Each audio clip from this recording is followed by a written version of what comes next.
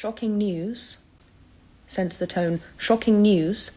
The Australian Prime Minister has just revealed that its intelligence service, ASIO, determined that the Irgc was responsible for a wave of anti-Semitic attacks in Australia last year. This included arson attacks against kosher restaurants and synagogues. So the question is why? And if we look at the history of these type of events, the reason actually becomes very clear. During the Soviet Union's intelligence war against the Western world, in particular the United States and Israel, of which I'm sure you can still feel the remnants, the KGB partook in multiple operations, active measures in the Western world and in the Middle East designed to ignite these hostilities against their enemy. There were several operations, including Operation SIG and Operation Pandora, as in opening Pandora's box of hatred, that were designed to instigate copycat attacks of anti-Semitism. So, for example, they would paint swastikas on doors or desecrate Jewish cemeteries. That would elicit a copycat effect. Why? Because of something called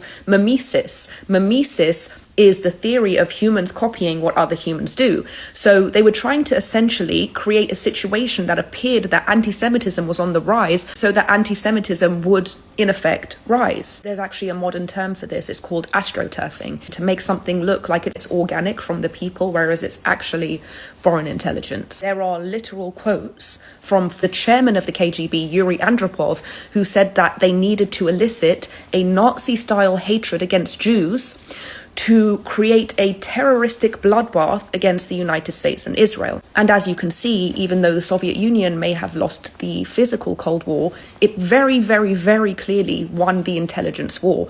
Let's not, for 1 second, delude ourselves about that. So now let's put this into context in terms of what's going on now. So yes, we know that there's a physical war happening in the Middle East, but we also know there's also an intelligence war. The objective of the intelligence war is to turn the Western world against its own values, to foment these hostilities and hatred towards its own government, towards Jews, towards Israel and the United States with these plots, and turn toward the values of the Islamic regime in Iran so that it could seamlessly export its revolution, which is its stated objective. And I don't know if anybody's noticed, and I really hate to break it to you if you haven't, but it's sort of working phenomenally, fantastically, insanely well. So well, in fact, that the oracle of truth of our time insists that the number one state sponsor of terror in the world is not a threat. Iran, I will tell you this. Iran is no threat to us.